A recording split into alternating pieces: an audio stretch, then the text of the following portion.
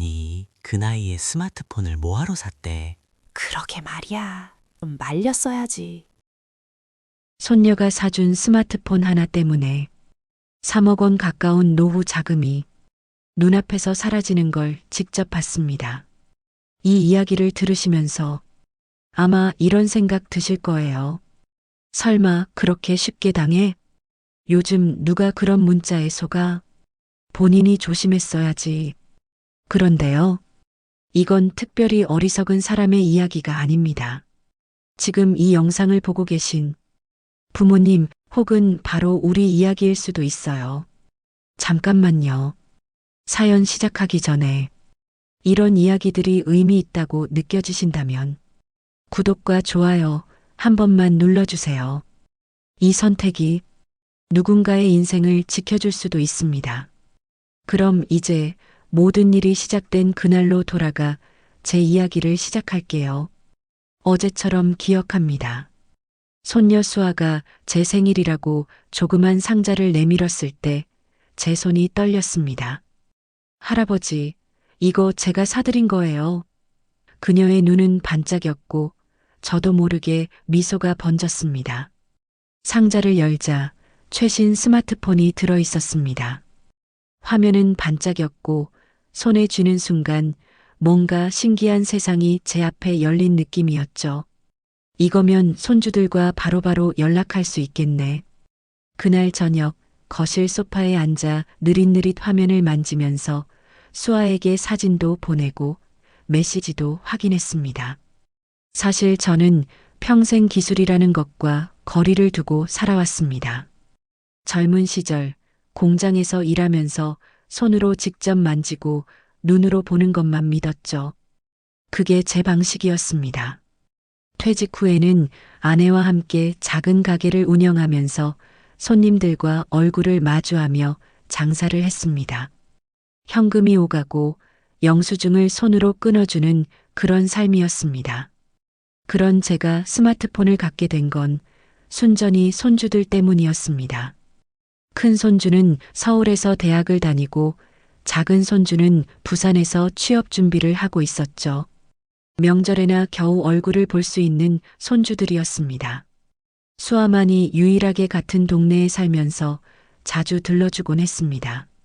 할아버지, 요즘은 다들 카톡으로 연락해요. 전화는 너무 불편하잖아요. 수아는 늘 그렇게 말했습니다. 하지만 저는 고집을 부렸죠. 옛날 휴대폰으로도 충분하다고 전화와 문자만 되면 된다고 말입니다. 그런데 지난달 큰 손주가 취업에 성공했다는 소식을 한참 뒤에 들었습니다.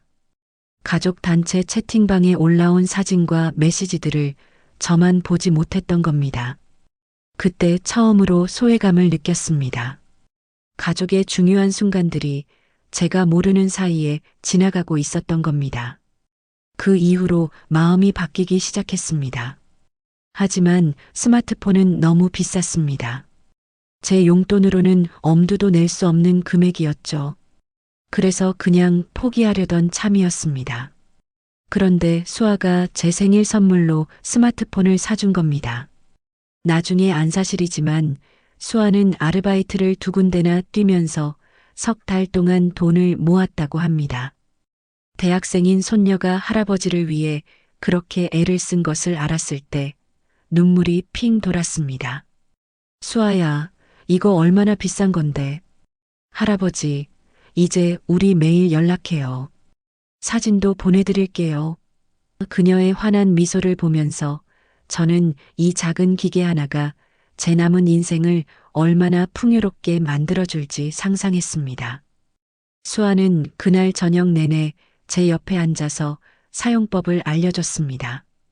카메라로 사진 찍는 법, 메시지 보내는 법, 심지어 이모티콘 쓰는 법까지 하나하나 친절하게 설명해줬죠. 저는 마치 어린아이가 된 것처럼 설렘과 두려움이 교차했습니다. 할아버지, 여기 이렇게 누르면 되고요. 이건 이렇게 하는 거예요. 수아의 목소리는 부드러웠고 저는 그 모든 순간이 행복했습니다. 이게 바로 가족의 따뜻함이라고 손녀의 사랑이라고 믿었습니다. 하지만 그날 밤 저는 알지 못했습니다. 이 작은 선물이 제 인생을 완전히 뒤흔들어 놓을 거라는 사실을, 3억이라는 평생의 노후 자금이 순식간에 사라질 거라는 끔찍한 현실을, 그리고 그 과정에서 제가 얼마나 무력한 존재인지 깨닫게 될 거라는 사실을 말입니다.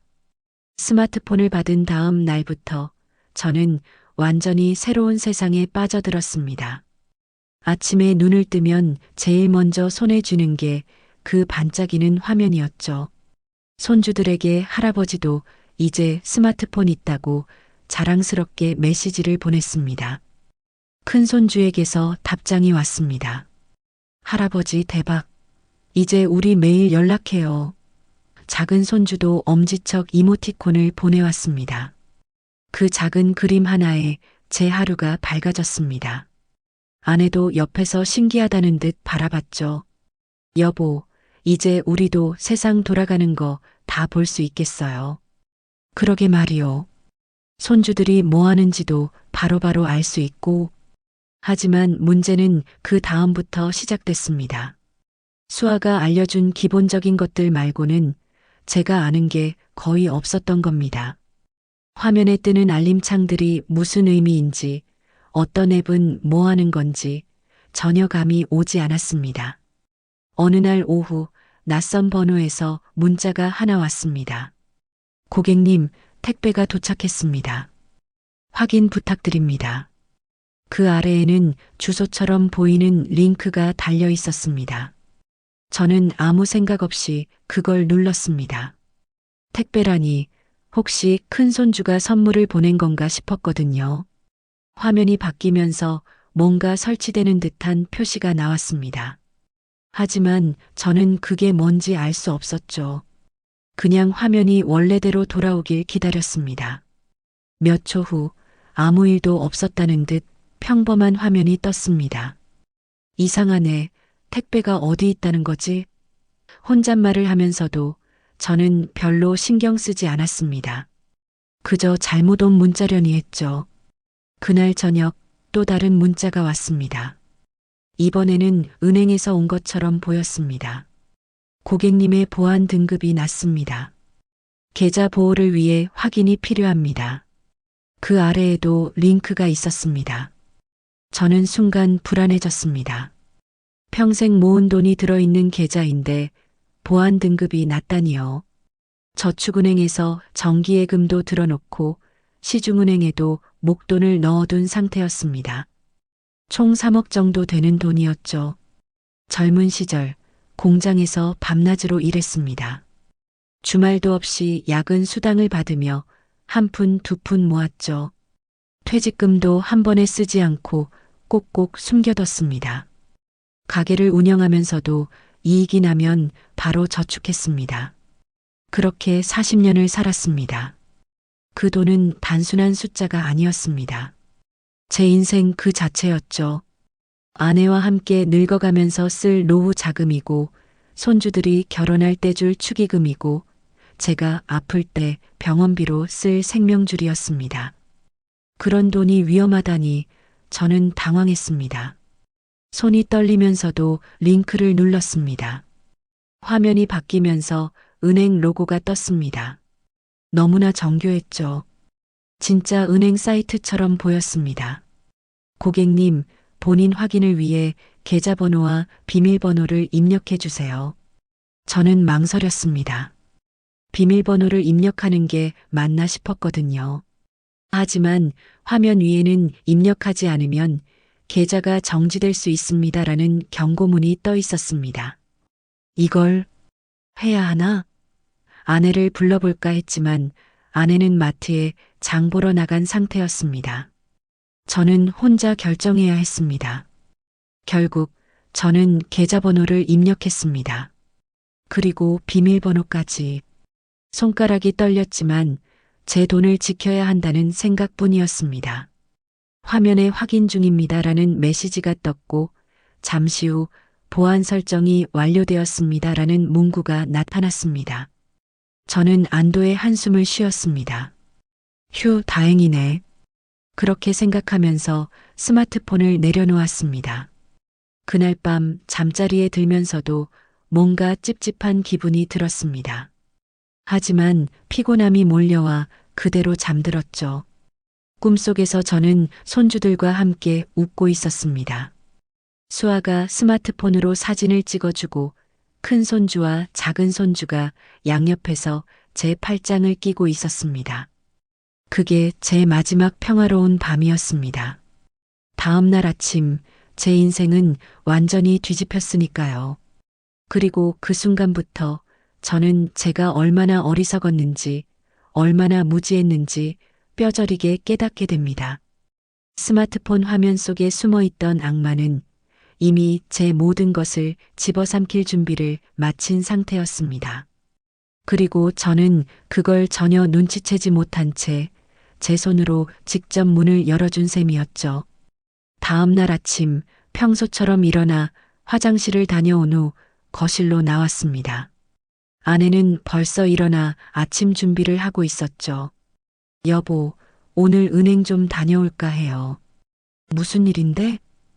그냥 적금 만기된 거 확인하려고요. 사실은 어젯밤 일이 신경 쓰여서였습니다. 보안 설정을 했다고는 하지만 뭔가 불안한 마음이 가시질 않았거든요. 직접 은행에 가서 계좌를 확인하면 마음이 놓일 것 같았습니다. 아침을 먹고 은행으로 향했습니다. 동네 은행까지는 걸어서 15분 정도 거리였죠. 길을 걷는 내내 저는 스마트폰을 만지작거렸습니다. 손주들에게 보낼 사진이라도 찍을까 하면서요. 은행에 도착해 번호표를 뽑았습니다. 28번이었습니다. 현재 진행 중인 번호는 21번. 조금 기다려야 했죠. 대기실 의자에 앉아 스마트폰을 꺼냈습니다. 수아가 알려준 대로 사진첩을 열어봤습니다. 그때였습니다. 스마트폰이 갑자기 진동을 했습니다. 문자가 하나 들어온 겁니다. 은행에서 온 메시지였습니다. 고객님 계좌에서 1,500만 원이 출금되었습니다. 저는 화면을 다시 봤습니다. 눈을 의심했죠. 1,500만 원? 제가 출금한 적이 없는데요. 손이 떨리기 시작했습니다. 잘못 본 건가 싶어 문자를 다시 확인했습니다. 분명히 제 계좌번호가 맞았습니다. 심장이 쿵쿵 뛰기 시작했습니다. 이게 뭐지? 그 순간 또 다른 문자가 왔습니다. 고객님 계좌에서 2천만 원이 출금되었습니다. 그리고 또 고객님 계좌에서 2,500만 원이 출금되었습니다. 문자가 연달아 쏟아졌습니다. 5분도 안 되는 사이에 6통의 문자가 왔습니다. 저는 의자에서 벌떡 일어났습니다. 주변 사람들이 저를 쳐다봤지만 신경 쓸 겨를이 없었습니다. 저기요, 저기요. 저는 창구 직원에게 다가갔습니다. 대기번호 따위는 중요하지 않았습니다. 손님 순서를 기다려 주셔야. 제 계좌에서 돈이 계속 빠져나가고 있어요. 지금 당장 확인해 주세요. 제 목소리가 너무 커서 은행 안이 조용해졌습니다. 직원은 당황한 표정으로 저를 상담실로 안내했습니다. 고객님, 진정하시고 일단 계좌번호 좀 알려주시겠어요? 저는 떨리는 손으로 통장을 꺼냈습니다. 직원이 컴퓨터로 확인하는 동안 제 스마트폰에서는 계속 진동이 울렸습니다. 또 다른 출금 알림이었습니다. 3천만 원이 출금되었습니다. 고객님, 이게... 직원의 얼굴이 심각해졌습니다. 지금 확인해 보니까 오늘 아침부터 계속 출금이 되고 있네요. 총 1억 2천만 원이 빠져나갔습니다. 그 말을 듣는 순간 제 머릿속이 하얘졌습니다. 1억 2천? 제가 40년 동안 모은 돈의 거의 절반이. 귀에서 윙윙거리는 소리가 들렸습니다. 눈앞이 흐려지면서 저는 의자를 붙잡았습니다. 고객님, 괜찮으세요? 직원이 물을 가져다 줬습니다. 하지만 저는 제대로 마실 수도 없었습니다. 손이 너무 떨려서 컵을 잡을 수가 없었거든요. 어떻게 이런 일이? 고객님, 혹시 최근에 이상한 링크를 클릭하신 적 있으세요? 아니면 누군가에게 계좌 정보를 알려주신 적은요? 그제야 어젯밤 일이 떠올랐습니다. 보안 설정 문자, 링크를 클릭하고 계좌번호와 비밀번호를 입력했던 그 순간, 어제 은행에서 보안 문자가 와서 그게 바로 피싱 문자입니다. 고객님, 은행은 절대 문자로 비밀번호를 요구하지 않아요. 피싱? 그 단어를 뉴스에서 들어본 적은 있었습니다. 하지만 그게 이렇게 무서운 건지 제가 직접 당할 수 있는 일인지는 상상도 못했습니다. 그럼 제 돈은요? 지금 바로 계좌를 정지시키겠습니다. 그리고 경찰에 신고하셔야 해요. 출금된 돈을 추적할 수 있을지는 솔직히 말씀드리기 어렵습니다. 저는 그 자리에서 무너질 것 같았습니다. 40년을 한 푼 두 푼 모았는데 새벽같이 일어나 공장에 나가고 밤늦게까지 가게를 지키면서 모았는데 저는 의자에 주저앉았습니다. 직원이 경찰서 연락처를 적어줬습니다. 고객님, 빨리 신고하실수록 좋아요. 그리고 다른 계좌들도 전부 확인해 보세요. 다른 계좌들. 맞습니다. 저는 여러 은행에 분산해서 예금을 넣어뒀었죠. 떨리는 손으로 다른 은행 앱을 열어봤습니다. 수아가 설치해준 은행 앱들이었습니다. 첫 번째 은행, 잔액이 거의 없었습니다. 두 번째 은행도 마찬가지였습니다. 저축은행에 넣어둔 정기예금까지 해지되어 있었습니다. 안 돼. 제 입에서 신음 같은 소리가 새어나왔습니다. 총 2억 7천만 원. 거의 모든 돈이 사라진 겁니다. 남은 건 고작 3천만 원 정도였습니다. 은행을 나서면서 저는 비틀거렸습니다. 햇빛이 너무 눈부셨습니다.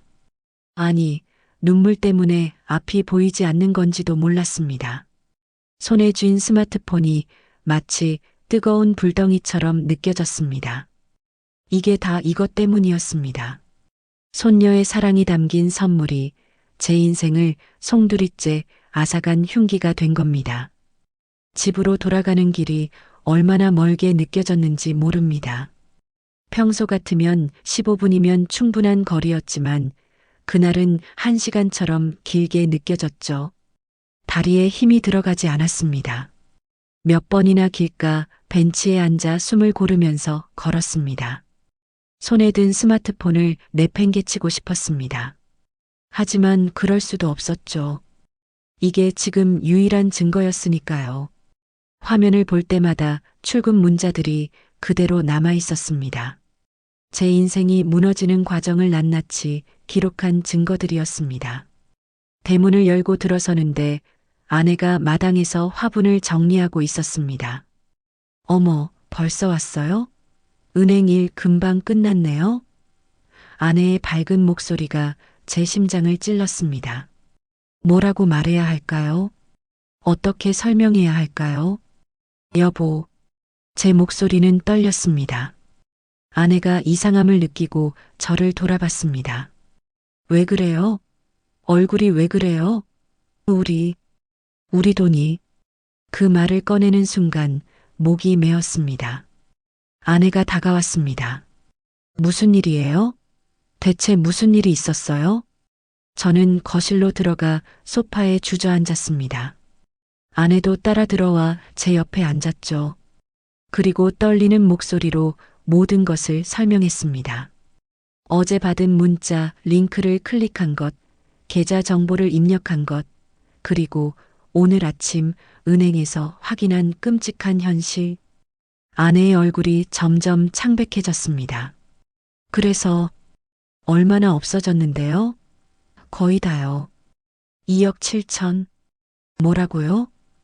아내의 비명 같은 목소리가 집안을 울렸습니다. 2억 7천이요? 우리가 평생 모은 돈이 전부 사라졌다고요? 아내는 그 자리에서 주저앉았습니다. 손으로 얼굴을 가리고 흐느끼기 시작했죠. 저도 눈물이 났지만 참아야 했습니다. 둘 다 무너지면 안 됐으니까요. 경찰에 신고했어요. 추적할 수 있대요. 추적이요? 이미 다 빠져나간 돈을 어떻게 되찾아요? 아내의 말이 맞았습니다. 은행 직원도 그랬죠.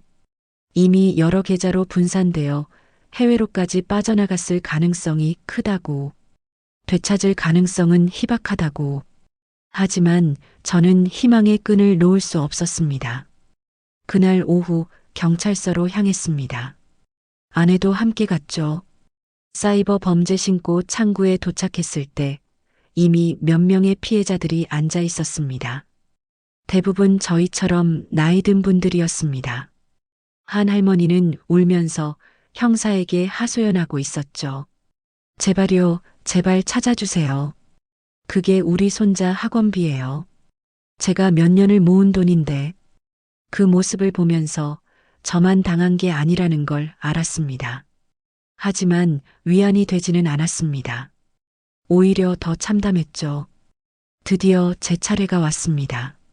젊은 형사가 저희를 맞이했습니다. 어떻게 오셨습니까? 저는 준비해온 통장과 스마트폰을 꺼냈습니다. 그리고 처음부터 다시 설명했습니다. 형사는 고개를 끄덕이며 메모했습니다. 최근에 이런 피싱 사기가 급증하고 있습니다. 특히 스마트폰에 익숙하지 않은 어르신들을 노리는 경우가 많죠. 그럼 잡을 수 있나요? 제 돈을 되찾을 수 있나요? 형사는 난처한 표정을 지었습니다. 솔직히 말씀드리면 쉽지 않습니다. 이미 돈은 여러 계좌로 분산됐을 겁니다. 그리고 대부분 대포 통장을 사용하거든요. 대포 통장? 그것도 뉴스에서 들어본 적 있는 단어였습니다. 그래도 추적은 해보시는 거죠? 당연합니다. 최선을 다하겠습니다. 다만 시간이 걸릴 수 있다는 점 양해 부탁드립니다. 신고를 마치고 나오는데 다리에 힘이 풀렸습니다. 최선을 다한다는 말. 그게 곧 보장은 없다는 뜻이라는 걸 알았습니다. 아내도 같은 생각이었는지 아무 말도 하지 않았습니다. 집으로 돌아와 저녁도 먹지 못했습니다. 입맛이 없었죠. 아내는 부엌에서 설거지를 하다가 갑자기 그릇을 떨어뜨렸습니다. 쨍그랑 소리가 나면서 그릇이 깨졌습니다. 아! 아내는 주저앉아 깨진 그릇을 주우면서 울기 시작했습니다. 저는 아내 옆에 무릎을 꿇고 앉았습니다. 그리고 처음으로 같이 울었습니다. 40년 부부로 살면서 이렇게 함께 운 적은 없었던 것 같습니다. 전쟁도 겪고 가난도 겪고 아이들 키우면서 힘든 순간도 많았지만 그때는 희망이 있었습니다. 하지만 지금은 달랐습니다. 희망이 보이지 않았죠. 70대의 나이에 2억 7천이라는 돈을 다시 모을 수 있을까요? 불가능했습니다. 남은 인생 동안 병원비와 생활비로도 빠듯할 돈이었습니다. 그날 밤 잠을 이룰 수 없었습니다. 천장을 바라보면서 계속 생각했습니다. 왜 그 링크를 클릭했을까? 왜 비밀번호를 입력했을까? 왜 수아에게 물어보지 않았을까? 후회가 물밀듯이 밀려왔습니다. 옆에 누운 아내도 잠들지 못한 채 한숨만 쉬고 있었습니다. 여보, 미안해요. 당신 잘못이 아니에요. 저도 몰랐어요. 이런 일이 이렇게 쉽게 일어날 줄은. 하지만 그게 위로가 되지는 않았습니다. 저는 가장으로서 평생 모은 재산을 지켜야 했는데 딱 하루 만에 전부 날려버린 겁니다. 한심했습니다. 제 자신이 너무 한심했죠. 그리고 가장 무서운 생각이 들었습니다. 이 사실을 수아에게 말해야 할까? 아니, 말할 수 있을까? 손녀가 정성껏 준 선물이 결국 제 인생을 파괴했다고 어떻게 말할 수 있을까요? 다음 날 아침 현관문 앞에서 수아의 목소리가 들렸습니다. 할아버지, 할머니, 저 왔어요. 명랑한 목소리였습니다. 평소 같으면 반가웠을 텐데 그날은 달랐습니다. 온몸이 얼어붙는 것 같았죠. 아내와 저는 눈빛을 주고받았습니다. 말하지 말자는 무언의 약속이었습니다. 아내가 문을 열었습니다. 어머, 수아 왔구나. 아침은 먹었어? 네. 할머니, 할아버지 스마트폰 잘 쓰고 계세요? 제가 오늘 카톡 쓰는 법 더 알려드리려고요. 수아의 환한 미소를 보는 순간 가슴이 찢어지는 것 같았습니다. 이 아이는 아무것도 모르고 있었죠. 자신이 준 선물이 어떤 결과를 낳았는지. 저는 억지로 웃음을 지었습니다. 그래, 잘 쓰고 있지. 고마워, 수아야. 수아는 거실로 들어와 제 옆에 앉았습니다. 할아버지, 폰 좀 보여주세요. 제가 좀 더 편하게 쓰실 수 있게 설정해 드릴게요. 저는 스마트폰을 건넸습니다. 손이 떨렸지만 들키지 않으려 애썼죠. 수아가 화면을 이리저리 만지는 동안 저는 그 작은 손을 바라봤습니다. 아르바이트를 2군데나 뛰면서 할아버지를 위해 이걸 샀다는 그 손. 그 순수한 마음을 어떻게 원망할 수 있겠습니까? 할아버지, 이상한 거 있으면 바로바로 저한테 물어보세요. 요즘 사기가 많다던데 조심하셔야 돼요. 수아의 말에 심장이 철렁했습니다. 그래, 알았어. 특히 링크 같은 거 함부로 클릭하시면 안 돼요. 은행에서 문자 온다고 해도 절대 비밀번호 같은 거 입력하시면 안 되고요. 너무 늦었습니다. 이미 다 당한 후였죠. 하지만 저는 아무 말도 할 수 없었습니다. 알았어, 조심할게. 수아는 한참 동안 제 스마트폰을 만지다가 화면을 보더니 갑자기 표정이 굳었습니다. 할아버지, 이게 뭐예요? 수아가 문자함을 가리켰습니다. 출금 알림 문자들이 줄줄이 나열되어 있었습니다. 아, 그건. 저는 말문이 막혔습니다. 수아의 눈이 점점 커졌습니다. 할아버지, 이거 1,500만 원, 2천만 원. 이게 다 뭐예요? 아내가 부엌에서 나왔습니다. 수아야, 그건. 할머니, 설마 할아버지가 사기 당하신 거예요? 수아의 목소리가 떨렸습니다. 저는 고개를 숙였습니다. 더 이상 숨길 수 없었죠. 수아야, 할아버지가 실수를 했어. 이상한 링크를 클릭했더니 안 돼, 안 돼. 수아의 눈에서 눈물이 흘러내렸습니다. 제가 알려드렸어야 하는 건데 제가 제대로 설명 안 드렸어요. 제 잘못이에요. 수아는 제 손을 붙잡고 울기 시작했습니다. 할아버지, 얼마나 없어진 거예요? 많이 없어진 거예요? 저는 대답할 수 없었습니다. 목이 메었거든요. 아내가 대신 말했습니다. 거의 다 없어졌어, 수아야. 안 돼. 이럴 수가. 수아는 제 품에 안겨 울었습니다. 20살 대학생이 마치 어린아이처럼 울고 있었죠. 할아버지, 제가 잘못했어요. 제가 스마트폰 같은 거 사드리지 말았어야 했어요. 그 말을 듣는 순간 제 마음도 무너졌습니다. 아니야, 수아야. 내 잘못이 아니야. 할아버지가 조심했어야지. 내가 뭘 잘못했어. 하지만 수아는 계속 자책했습니다. 아니에요. 제가 제대로 알려드렸어야 했어요. 보안 같은 것도 설정해드렸어야 하는데. 그날 오후 수아는 집에 돌아가지 않고 계속 저희와 함께 있었습니다. 밥도 제대로 먹지 않고 계속 인터넷으로 뭔가를 검색했죠. 할아버지, 여기 보니까 사기 피해 구제 방법이 있대요. 이것도 해보고 저것도 해봐야 돼요.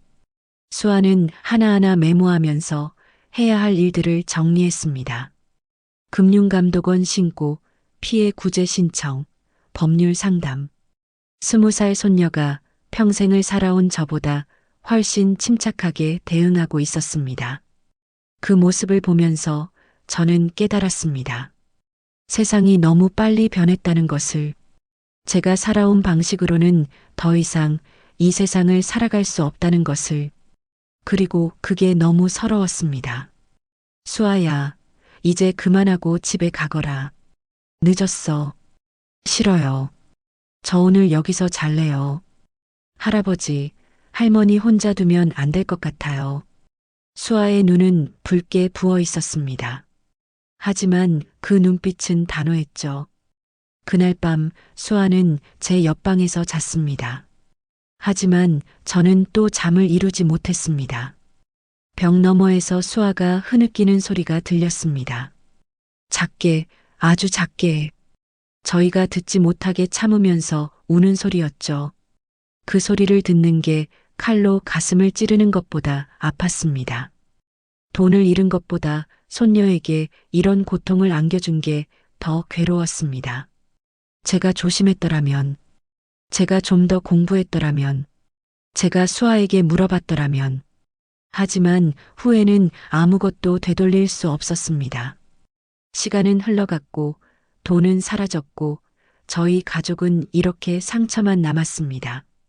그리고 이게 끝이 아니라는 걸 알았습니다.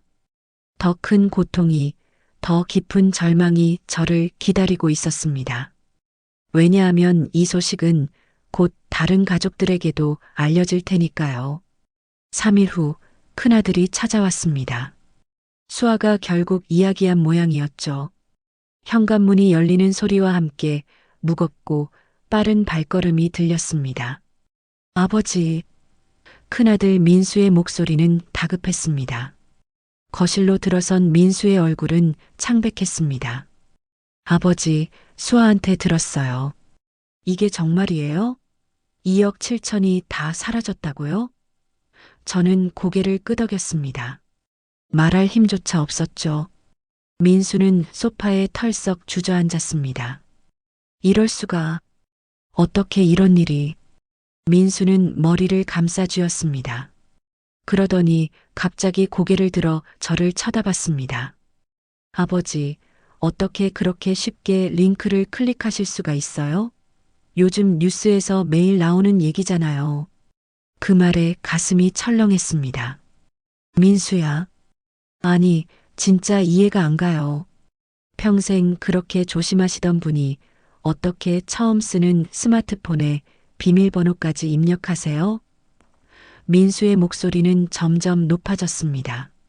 아내가 끼어들었습니다. 민수야, 아버지도 몰라서 그런 거야. 너무 그러지 마라. 어머니도 뭐 하신 거예요? 옆에서 보고만 계셨어요? 나도 몰랐어. 나도 이런 일이 처음이야. 민수와 아내의 목소리가 높아지자 저는 참을 수 없었습니다. 그만해. 제 목소리에 둘 다 멈췄습니다. 내 잘못이다. 내가 어리석었어. 그러니까 그만하자.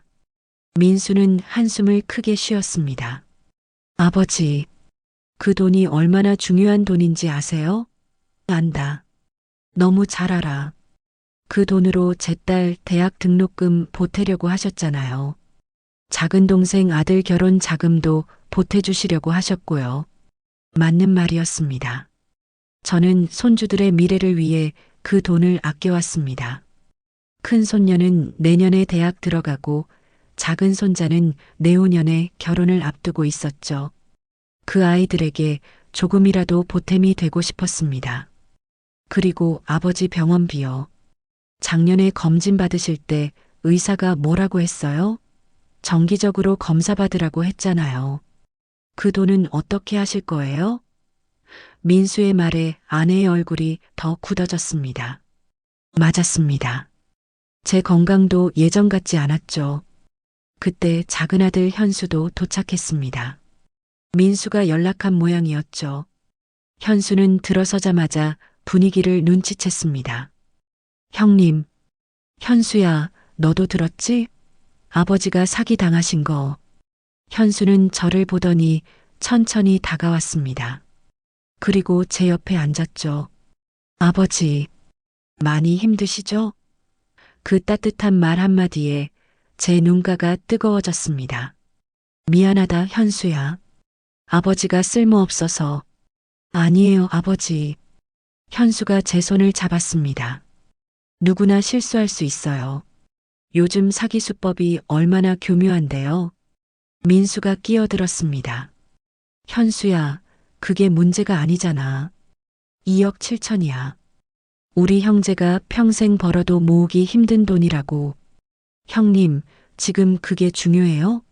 아버지가 얼마나 속상하실 것 같은데. 속상하긴. 나도 속상해. 내 딸 등록금은 어떻게 하라고. 민수의 고함에 집안이 얼어붙었습니다. 아내가 울먹이기 시작했죠. 민수야, 너무 그러지 마라. 민수는 자리에서 벌떡 일어났습니다. 저 좀 밖에 나갔다 올게요. 머리 좀 식히고 와야겠어요. 그리고는 현관문을 거칠게 열고 나갔습니다. 쾅 하는 소리가 집안에 울렸죠. 현수는 한숨을 쉬며 제 어깨에 손을 얹었습니다. 아버지, 형님도 놀라서 그러는 거예요. 이해해 주세요. 아니다. 민수 말이 맞아. 내가 정말 어리석었어. 그날 저녁 민수는 돌아오지 않았습니다. 현수가 중간에서 달래보려 했지만 소용없었죠. 전화를 받지 않았습니다. 밤 10시가 넘어서야 문자가 하나 왔습니다. 아버지, 죄송해요. 제가 너무 심했어요. 하지만 지금은 얼굴 보기 힘들 것 같아요. 그 문자를 읽고 저는 스마트폰을 내려놨습니다. 손녀의 선물이 이제는 아들과의 관계까지 멀어지게 만든 겁니다. 현수는 그날 밤 저희 집에서 묵었습니다. 아버지, 형님도 시간 지나면 괜찮아질 거예요.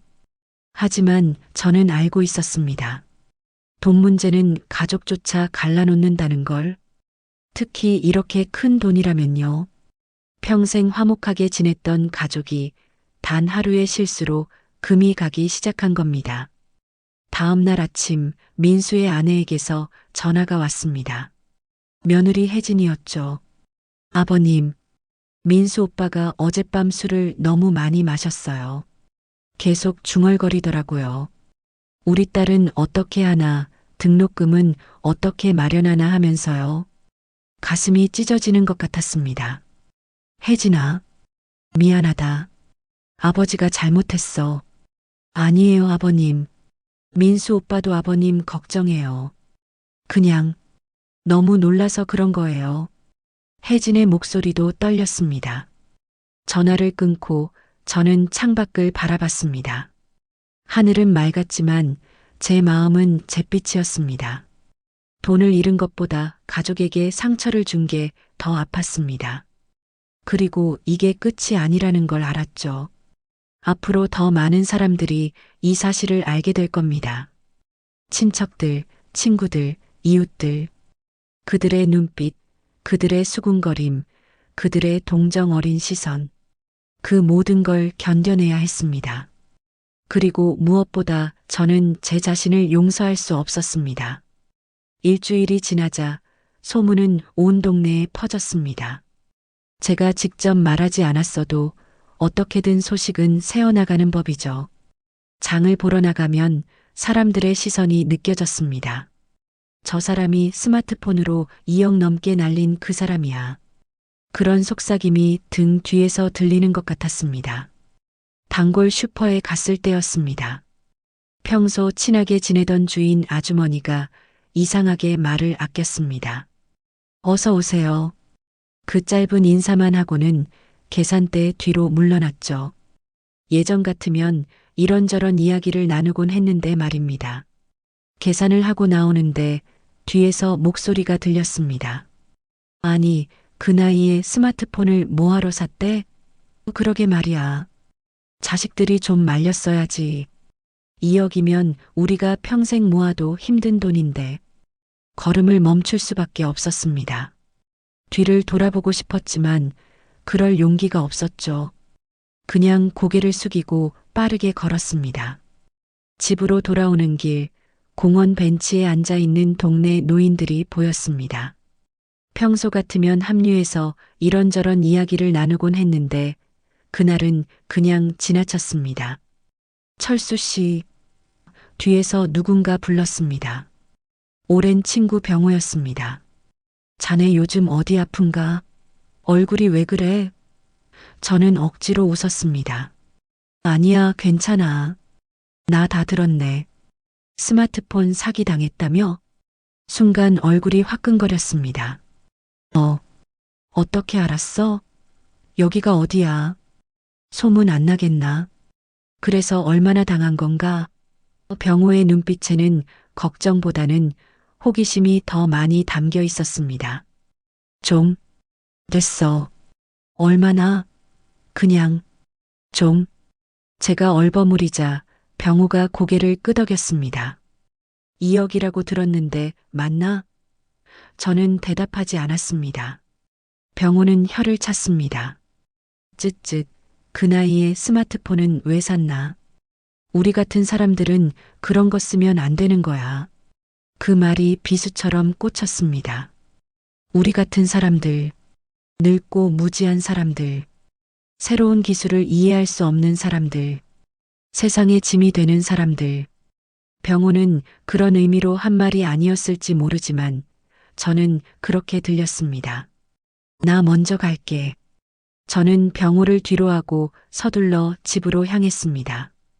뒤에서 병호가 뭐라고 말하는 소리가 들렸지만 듣고 싶지 않았습니다. 집에 도착해 문을 닫는 순간 다리에 힘이 풀렸습니다. 아내가 부엌에서 나왔습니다. 어머, 벌써 왔어요? 장은? 못 봤어요. 사람들 눈치가 견딜 수가 없었어요. 아내도 고개를 끄덕였습니다. 나도 마찬가지예요. 어제 마트 갔다가 옆집 아주머니 마주쳤는데 딱 마주치자마자 피하더라고요. 우리는 거실에 마주 앉았습니다. 침묵만이 흘렀죠. 그때 전화벨이 울렸습니다. 아내의 친언니였습니다. 아내가 전화를 받았습니다. 언니.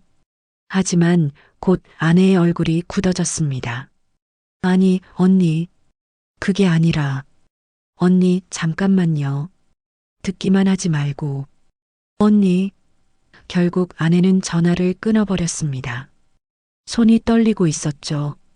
뭐래? 저는 조심스럽게 물었습니다. 자기 남편이 그러는데 우리가 돈 빌리러 올까봐 걱정된대요.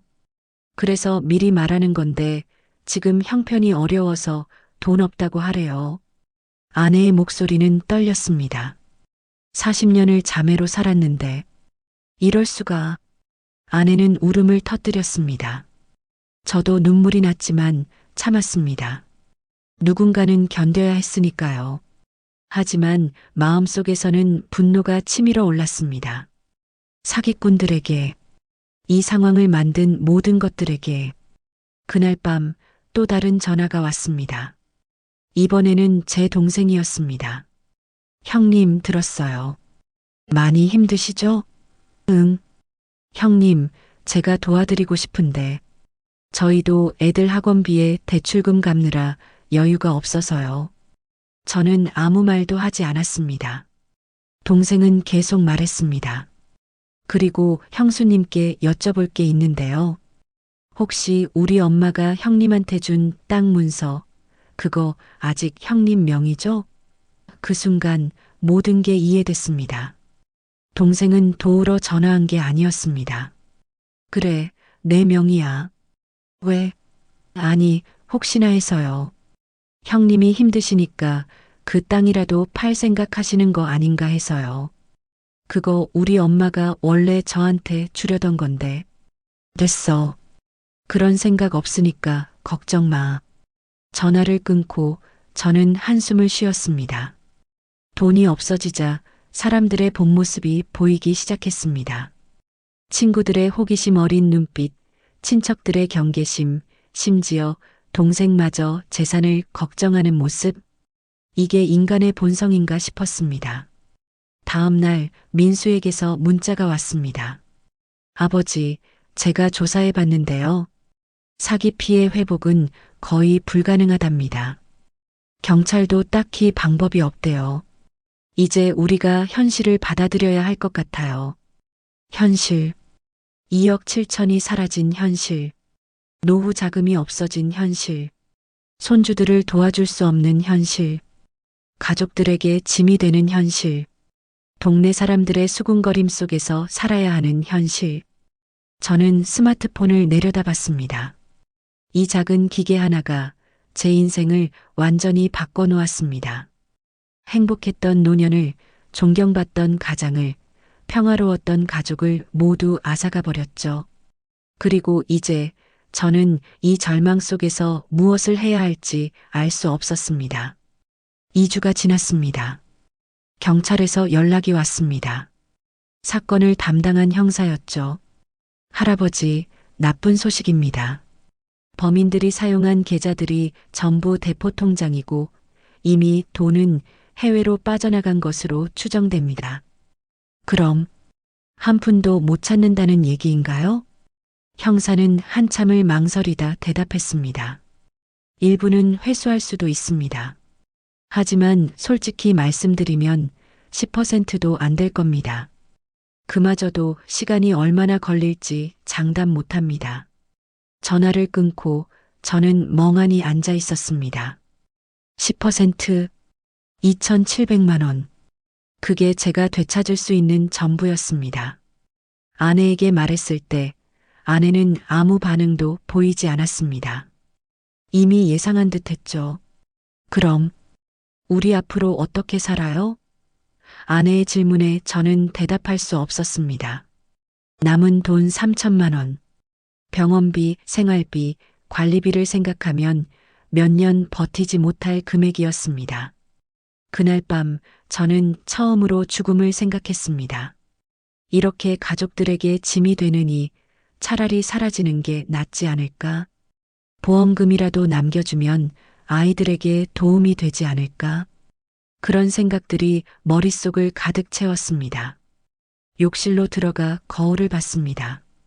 초라한 노인이 저를 바라보고 있었죠. 주름진 얼굴, 희끗희끗한 머리, 흐릿한 눈빛. 이게 제 모습이었습니다. 평생 열심히 살았지만 결국 이렇게 무력한 존재로 남았습니다. 서랍을 열었습니다. 혈압약, 당뇨약, 소화제, 약들이 가득했습니다. 이걸 한꺼번에 먹으면 어떻게 될까? 그런 생각을 하는 순간 밖에서 아내의 목소리가 들렸습니다. 여보, 물 좀 떠다 줘요. 저는 정신을 차렸습니다. 약통을 도로 집어넣고 물을 따라 나갔습니다. 아내는 소파에 누워 천장을 바라보고 있었죠. 여보, 네, 우리 이제 어떻게 살아야 할까요? 저는 아내 옆에 앉았습니다. 모르겠소.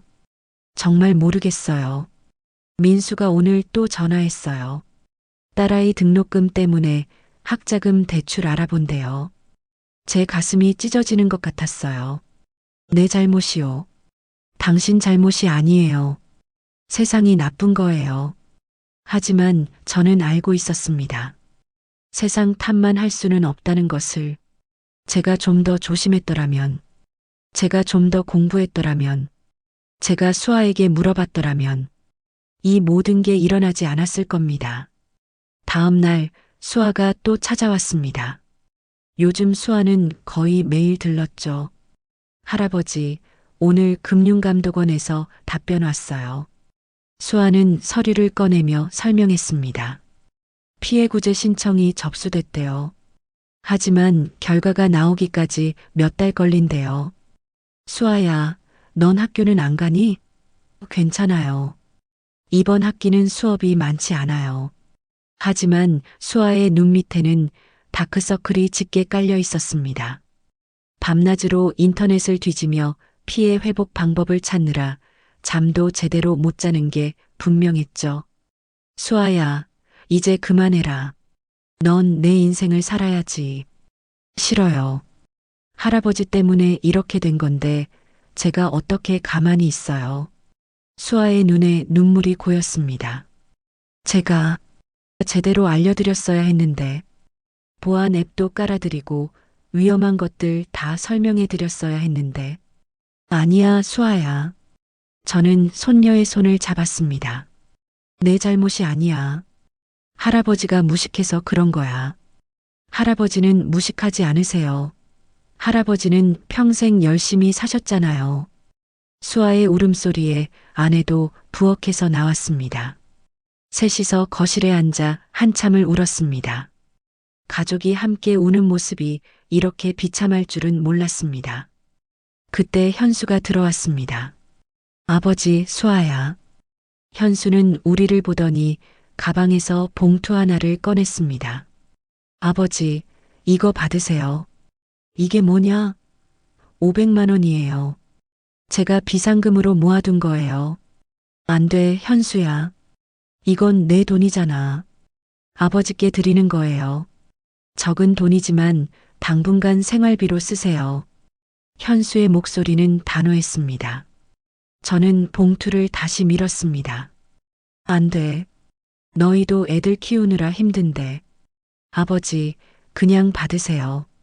제발이요. 결국 저는 봉투를 받았습니다. 손에 쥔 봉투가 천근만근처럼 무거웠죠. 아들에게 돈을 받는 처지가 된 겁니다.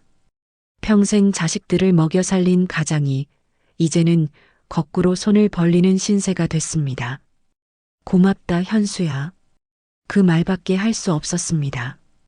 현수는 미소를 지었습니다. 당연한 거예요, 아버지. 그리고 형님한테도 말씀드렸어요. 같이 아버지 생활비를 보태드리자고요. 민수가 뭐래? 처음엔 화내더니 결국 알겠다고 했어요. 그날 저녁 민수에게서 문자가 왔습니다. 아버지, 제가 너무 심했어요. 죄송합니다. 다음 주에 뵈러 갈게요. 짧은 문자였지만 그 안에 담긴 마음이 느껴졌습니다. 아들도 괴로웠을 겁니다. 아버지를 원망하면서도 동시에 걱정했겠죠. 하지만 이렇게 가족들에게 손을 벌리는 삶이 제가 원하던 노년은 아니었습니다. 저는 자식들을 도와주는 든든한 아버지이고 싶었습니다. 손주들에게 용돈도 주고 맛있는 것도 사주는 할아버지이고 싶었죠. 그런데 지금은 모든 게 거꾸로였습니다. 그리고 이 상황이 언제까지 계속될지 알 수 없었습니다. 한 달이 더 지났습니다. 봄이 왔지만 제 마음은 여전히 겨울이었습니다. 매일 아침 눈을 뜰 때마다 악몽이었으면 하고 바랐죠. 하지만 현실은 변하지 않았습니다. 통장 잔액은 여전히 바닥이었고 경찰의 수사는 진전이 없었습니다. 어느 날 오후 민수가 찾아왔습니다. 오랜만이었죠. 아버지, 민수의 표정이 밝지 않았습니다. 뭔가 좋지 않은 소식을 가져온 게 분명했습니다. 무슨 일이냐? 아버지, 죄송한데 이번 달부터는 생활비 보태드리기 힘들 것 같아요. 가슴이 철렁했지만 표정은 평온하게 유지했습니다. 괜찮아, 민수야. 너희도 힘들잖아. 딸아이가 대학 등록금이 생각보다 많이 나왔어요. 학자금 대출 받았는데도 부족해서요. 그리고 와이프가 요즘 몸이 안 좋아서 병원비도 나가고. 민수는 계속 말했지만 저는 더 이상 듣고 싶지 않았습니다. 알았어, 민수야. 신경 쓰지 마라. 아버지, 집에 가거라. 딸한테 잘하고. 민수는 미안한 얼굴로 집을 나갔습니다. 아내가 부엌에서 나왔습니다. 들었어요? 응. 현수한테도 얼마 전에 연락 왔었어요. 작은 애가 학원비 올라서 힘들다고. 아내의 목소리는 가라앉았습니다. 우리 이제 정말 혼자인가 봐요. 그날 밤 저는 계산기를 꺼내 들었습니다. 남은 돈 3천만 원. 현수가 준 500만 원. 합쳐서 3,500만 원. 한 달 생활비 150만 원, 관리비 30만 원, 병원비 50만 원. 한 달에 230만 원씩 나가면 1년 반이면 바닥납니다. 1년 반. 중얼거리는 제 목소리가 떨렸습니다. 그 후에는 어떻게 살아야 할까요? 기초생활수급자 신청? 그것도 재산이 있으면 안 됩니다. 집이 있는 저희는 해당되지 않았죠. 집을 팔아야 할까요? 하지만 이 집을 팔면 어디서 살라는 건가요? 다음 날 동사무소에 갔습니다. 복지 상담을 받으러 갔죠. 젊은 직원이 친절하게 설명해 줬습니다. 어르신, 일단 재산 정도를 봐야 하는데요. 집이 있으시면 기초수급 대상은 안 되세요. 그럼 다른 방법은 없나요? 노인 일자리 사업이 있긴 한데 지금 대기자가 많아서요. 그리고 하루 4시간, 한 달에 30만 원 정도밖에 안 돼요. 30만 원. 한 달 생활비도 안 되는 돈이었습니다. 저는 고개를 숙였습니다. 알겠습니다. 동사무소를 나서면서 앞이 캄캄했습니다. 정부 지원도 가족 지원도 기대할 수 없는 상황. 제가 할 수 있는 게 뭐가 있을까요? 70대 노인이 할 수 있는 일이 뭐가 있을까요? 집으로 돌아오는 길 공사장 옆을 지나갔습니다. 인부들이 땀 흘리며 일하고 있었죠. 예전의 제 모습이 떠올랐습니다. 젊은 시절 저도 저렇게 일했었습니다. 하지만 지금은 다릅니다. 이 나이에 이 몸으로 무슨 일을 할 수 있겠습니까? 집에 도착하니 우편함에 고지서가 가득했습니다. 전기세, 수도세, 관리비, 건강보험료. 빨간 글씨로 납부 독촉이라고 적힌 것도 있었습니다. 손이 떨렸습니다. 이제 이것도 내기 힘들어진 겁니다. 거실로 들어가니 아내가 TV를 보고 있었습니다. 뉴스였죠. 최근 보이스피싱 피해가 급증하고 있습니다. 특히 노인층 피해자가 전체의 60%를 차지하는데 아내가 재빨리 채널을 돌렸습니다. 하지만 이미 들어버렸습니다. 여보, 아내가 조심스럽게 말했습니다. 우리 집을 팔아야 하는 거 아니에요? 그 말을 듣는 순간 가슴이 무너지는 것 같았습니다.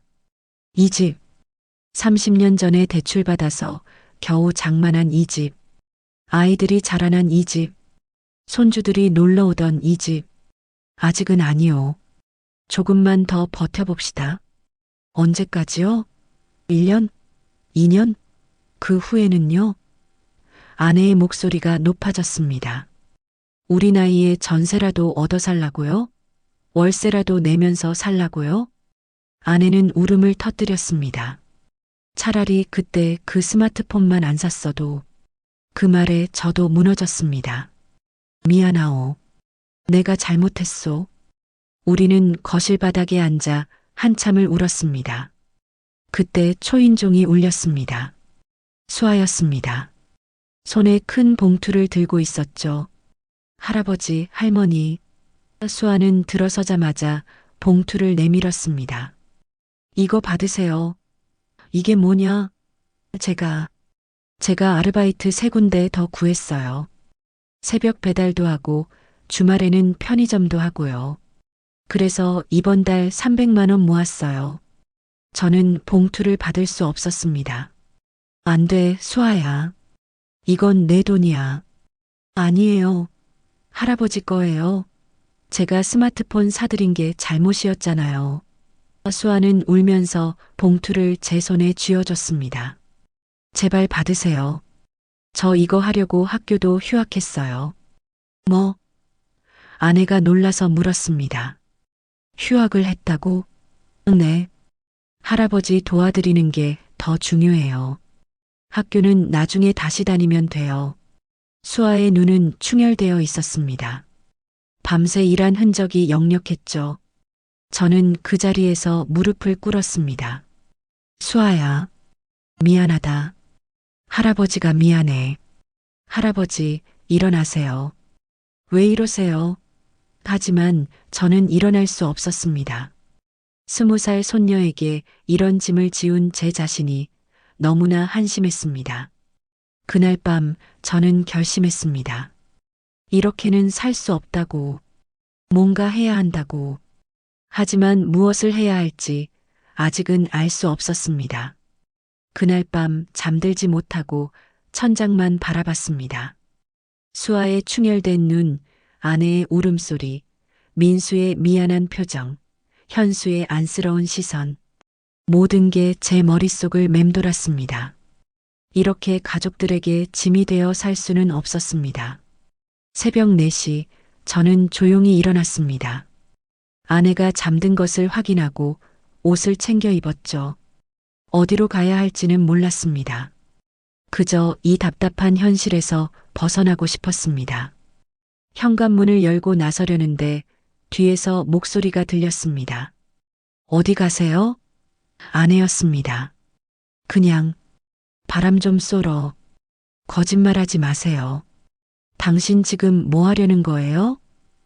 아내의 목소리가 떨렸습니다. 혹시 바보 같은 생각하는 거 아니죠? 저는 대답할 수 없었습니다. 아내가 다가와 제 팔을 붙잡았습니다. 안 돼요. 절대 안 돼요. 당신 없으면 저는 어떻게 살아요? 나 때문에 다들 힘든데. 그래도 안 돼요. 우리 같이 버텨야죠. 아내의 울음소리에 정신이 번쩍 들었습니다. 맞습니다. 혼자만의 문제가 아니었죠. 제가 사라지면 아내는 어떻게 됩니까? 자식들은 어떻게 됩니까? 저는 조용히 신발을 벗고 다시 집 안으로 들어왔습니다. 거실에 마주 앉아 우리는 한참을 침묵했습니다. 그러다 아내가 먼저 입을 열었습니다. 여보, 우리 집 팔아요. 뭐? 이 집 팔아서 작은 곳으로 이사 가요. 그러면 당분간은 버틸 수 있을 거예요. 제 가슴이 찢어지는 것 같았지만 아내 말이 맞았습니다. 현실적으로 다른 방법이 없었죠. 알았어. 그렇게 합시다. 그날 오전 부동산에 연락했습니다. 중개인이 집을 둘러보더니 말했습니다. 지금 시세로는 1억 5천 정도 받으실 수 있을 것 같네요. 1억 5천. 30년 전 대출받아 장만했을 때는 5천만 원이었습니다. 3배나 올랐지만 기쁘지 않았습니다. 이 집을 떠나야 한다는 사실이 더 슬펐으니까요. 알겠습니다. 매물로 내주세요. 일주일 후 집이 팔렸습니다. 1억 4,500만 원에 계약이 끝나고 저희는 작은 월세방을 알아봤습니다. 역 근처의 낡은 빌라, 보증금 1천만 원에 월세 50만 원, 방 2개짜리 작은 집이었습니다. 30년 살던 집에서 이런 좁은 곳으로 옮기는 게 현실이라니. 이사하는 날 민수와 현수가 도와주러 왔습니다. 짐을 옮기면서 민수가 말했습니다. 아버지, 이렇게까지 하실 필요는 없었는데. 괜찮아. 우리 둘이 살기엔 이 정도면 충분해. 하지만 괜찮지 않았습니다. 30년의 추억이 담긴 집을 떠나는 게 괜찮을 리 없었죠. 거실벽에 그어진 아이들의 키 자국, 마당에 심었던 감나무, 손주들이 뛰어놀던 방, 모든 걸 뒤로하고 떠나야 했습니다. 새 집에 짐을 푸는데 수아가 나타났습니다. 할아버지, 여기가. 수아는 좁은 방을 둘러보며 눈물을 흘렸습니다. 제 잘못이에요. 다 제 잘못이에요. 아니야, 수아야. 저는 손녀를 안았습니다. 내 잘못이 아니야. 세상이 나쁜 거지. 그날 밤 낯선 집에서 잠을 청했습니다. 침대도 없어서 바닥에 이불을 깔고 누웠죠. 옆에 누운 아내가 제 손을 잡았습니다. 여보, 우리 이제 어떻게 되는 걸까요? 모르겠소. 하지만 포기하지는 맙시다. 그때 제 스마트폰이 울렸습니다. 경찰에서 온 문자였습니다. 피해자님께 알려드립니다. 사기범 일당이 검거되었으며 동결된 계좌에서 일부 금액을 회수했습니다. 자세한 사항은 내일 오전에 연락드리겠습니다. 심장이 뛰기 시작했습니다. 여보, 왜 그래요? 경찰이 돈을 일부 찾았대요. 아내도 벌떡 일어났습니다. 우리는 떨리는 손으로 문자를 다시 확인했습니다. 다음 날 아침 경찰서로 달려갔습니다. 형사가 우리를 맞이했습니다. 할아버지, 좋은 소식입니다. 사기범들을 검거했고 여러 계좌를 추적한 결과 8천만 원을 회수했습니다. 8천만 원이요? 네. 전액은 아니지만 그래도 상당 부분을 찾으신 겁니다. 눈앞이 흐려졌습니다. 8천만 원. 전부는 아니지만 그래도 희망이었습니다. 감사합니다. 정말 감사합니다. 저는 형사에게 거듭 고개를 숙였습니다. 아내도 울면서 감사 인사를 했죠. 집으로 돌아와 아이들에게 전화했습니다. 민수야, 현수야. 아버지가 돈을 좀 찾았어. 아이들도 기뻐했습니다. 수아에게도 전화했죠. 수아야, 할아버지가 돈 좀 찾았단다. 정말이에요? 할아버지. 수아의 목소리에서 안도감이 느껴졌습니다. 그날 저녁 저희는 오랜만에 가족 모두가 모였습니다. 좁은 월세 방이었지만 따뜻했습니다. 아버지, 이제 좀 나아지시겠네요. 현수가 말했습니다. 응. 집한 돈이랑 합치면 당분간은 버틸 수 있겠어. 민수가 조심스럽게 물었습니다. 아버지, 그래도 집은 너무 아쉽지 않으세요? 아쉽지. 하지만 어쩌겠니.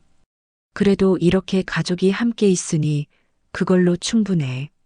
제 말에 아내가 제 손을 꼭 잡았습니다. 수아가 말했습니다. 할아버지, 저 이제 학교 복학할게요. 그리고 아르바이트도 하나만 할게요. 할아버지가 돈 찾으셨으니까. 그래, 수아야. 내 인생을 살아라. 할아버지 걱정은 하지 말고. 그날 밤 저는 스마트폰을 바라봤습니다. 이 작은 기계가 제 인생을 망쳤지만 동시에 중요한 걸 깨닫게 해줬습니다. 돈보다 중요한 건 가족이라는 것. 넘어져도 다시 일어설 수 있다는 것. 그리고 세상이 빠르게 변하고 있다는 것. 저는 수아에게 문자를 보냈습니다. 수아야, 시간 날 때 할아버지한테 스마트폰 제대로 가르쳐줘. 이번엔 제대로 배울게. 곧 답장이 왔습니다. 네, 할아버지. 제가 천천히 알려드릴게요. 사랑해요. 그 문자를 보면서 저는 미소 지었습니다. 2억 7천 중 8천만 원만 찾았지만 그래도 괜찮았습니다. 가족의 사랑은 여전히 남아 있었으니까요. 집은 잃었지만 함께할 사람들이 있었으니까요. 그리고 아직 살아갈 날들이 남아 있었으니까요. 손녀의 선물은 처음엔 악몽이었습니다. 하지만 그 악몽 속에서 저는 진짜 소중한 것이 무엇인지 배웠습니다. 세상은 여전히 위험하고 저는 여전히 조심해야 합니다. 하지만 이제 혼자가 아닙니다. 가족이 함께니까요. 그리고 그것만으로도 저는 다시 일어설 수 있었습니다.